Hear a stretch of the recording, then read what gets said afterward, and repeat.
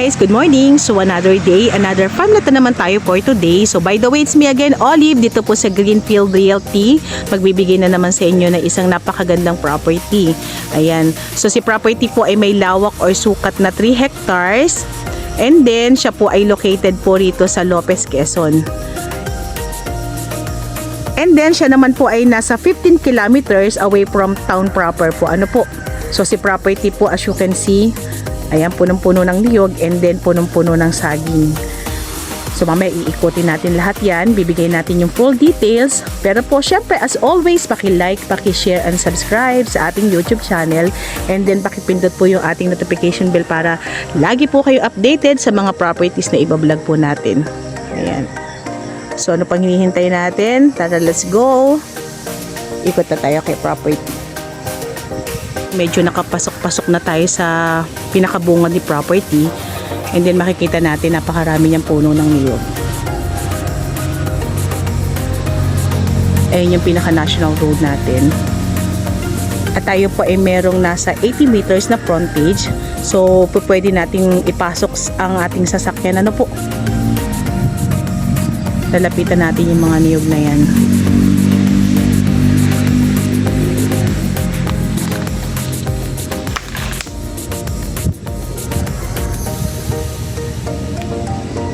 Ikot pa rin tayo. Kung mapapansin po natin yung mga naghilerang Madre Cacao na yan, yan po yung pinaka boundary niya to another property. Ano po? So focus lang po tayo dito sa ating pinaka right side kung saan punong-puno po tayo ng mga puno ng niyog.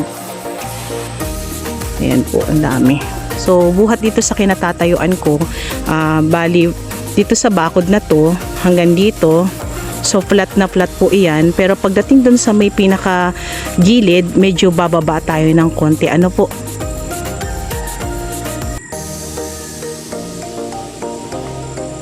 Ang dami nating puno ng kawayan.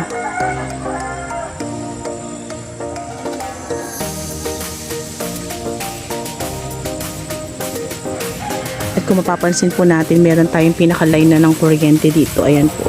So hindi na tayo mag-worry rin tayo. Ang ganda ng niyugan dito. Tayo po ay merong malapit na school dito, so kung kayo po ay mag-a-avail nitong property na to, meron po tayong pwedeng pagpasukan sa ating mga chikiting. Ano po, tayo po ay nasa 8 kilometers away from public school.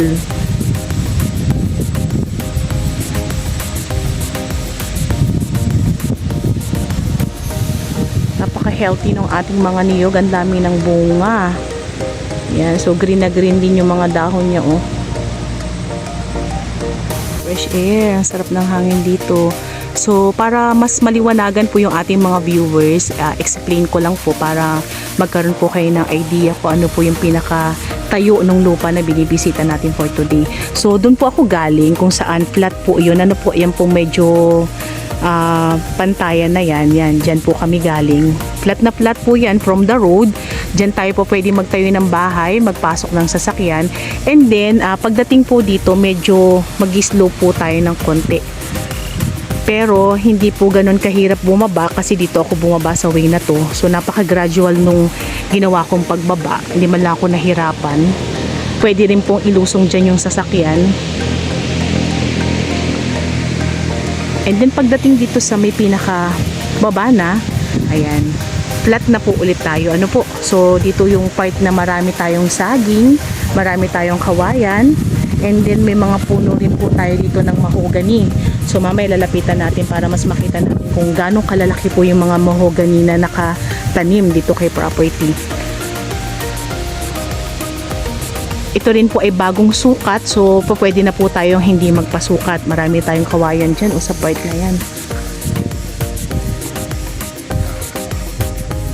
May mga nag-aalaga po ng baboy. Bali yan po ay nakitali lang. Kaya magandang idea. Yan. Pwede tayong mag-alaga rito ng mga hayop. Baka, kambing, baboy.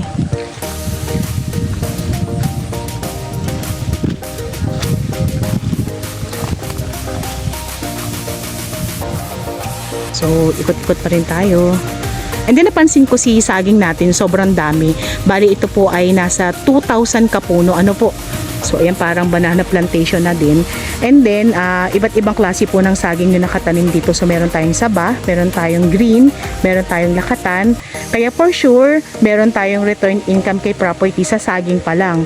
So meron pa rin tayong return income dito naman sa ating mga niyog. So mamaya aalamin natin yan. Kagandahan nito, hindi natumba yung mga saging natin nung nakaraang bagyo. So wala siyang napinsalang mga saging, kaya still ang daming saging na nakapaloob kay property.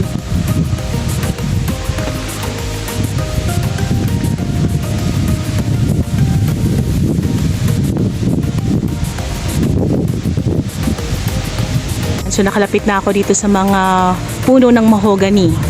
Yan, bali ito pong mga puno ng mahogany na to, dati po ay hindi po nila alam, nasakop po nila ano po.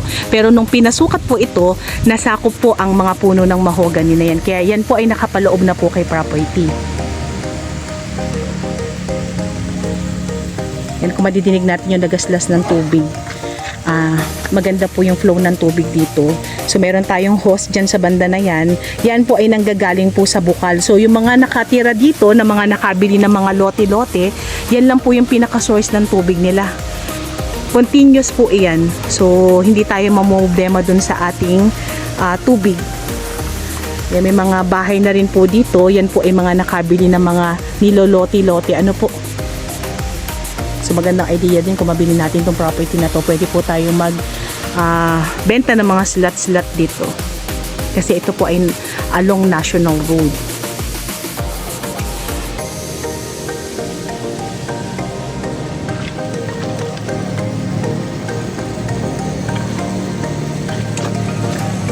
Daming saging. Tayo ulit sa may part ng marami pa rin saging. Medyo magaganda po yung mga bahay na nandito sa may pinakaunahan. Ayan. So hindi na tayo mapapanglaw kasi meron tayong mga kapitbahay.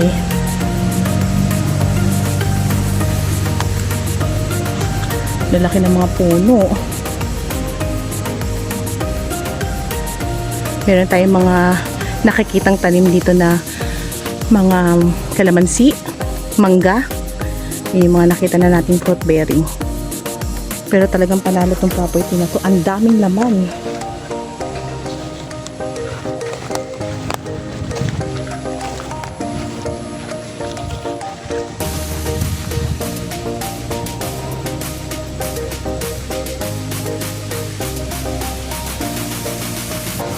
Ayan, dito ka na maa-amaze dito sa part na to. Dito kay property. Sobrang daming niyog. Ayan po. And then, dito sa area nito, mas malaki po yung portion ng plot natin. Pero, explain ko lang din po, ano po, doon po kami galing sa medyo mataas na part na yon. So, parang kangina, parang ganun din, buhat doon sa may pinaka National Road, pantay, and then bumaba po ulit, and then naging pantay. So, dito, ganun din po, ano po, doon po kami galing sa may flat area na yon, tapos baba po ulit kami. And then, ayan na, dito ka na maa-amaze. Ang ganda. Walang pagsidlan ng mga puno. So punong-puno siya ng saging, and then punong-puno rin po siya ng niyog. Tapos meron siya tayong mga ibang fruit bearing dito, katulad ng yan yung pong langka, and then may mga suha din tayo dito. Ayan, pero talagang as in wala kang paglalagyan para magtanim pa. So for sure si property po ay merong malaking return income. Ang ganda. Talagang as in punong-puno po siya. So kung meron man po tayong mga part na medyo pababa, yan naman po ay nagagawa ng paraan. Ano po? So yung idea na nakikita ko, sabi ko nga po, pwede tayong magpalagay ng hagdan dito. Yan, para medyo maalwan yung pagbaba natin. Pero dito sa part na to, ayan, ang ganda na po. Nakita naman inabot na kami ng ulan, pero tatapusin natin tong video natin na to.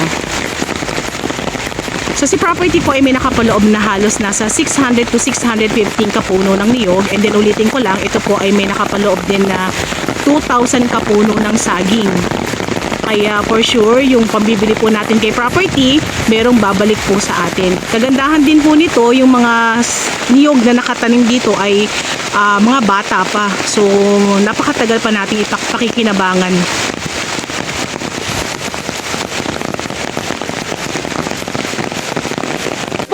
po sa documents itong property na to, tayo po ay TCT title and then buhay po si owner.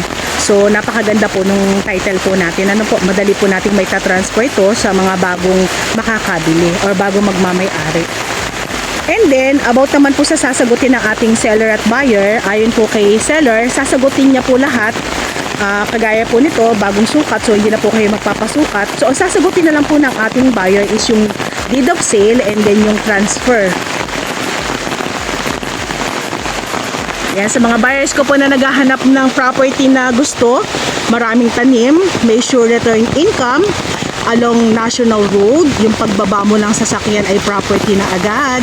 Ayan, ito na yung mai-offer ko sa inyo. Kagandahan din po nito, hindi masyadong malaki yung cut ng lupa. So kayang-kaya pa rin nating i-manage kasi 3 hectares lang naman siya.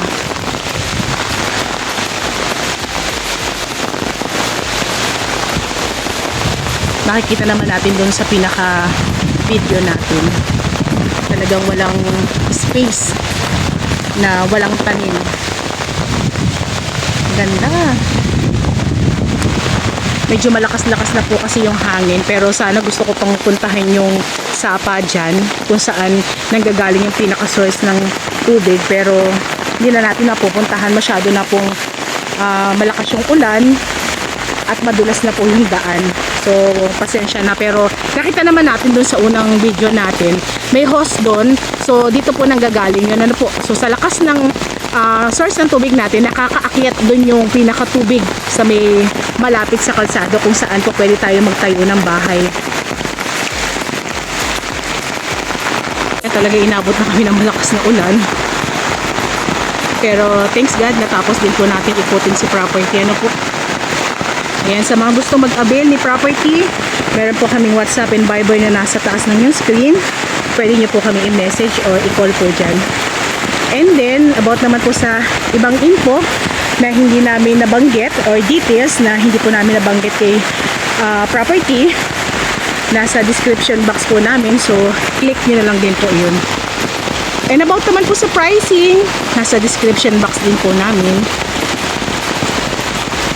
So kung kayo po ay mamamasyal dito kay property, ayan, at kung kayo magagaling from Manila, kayo po ay magkukonsume ng halos nasa 7 hours. Pero kagandahan po nito, si property po ay along National Road, so napakagaan po na magiging pagpunta natin kay property. Ano po, lahat po ng dadaanan natin ay cemented road na.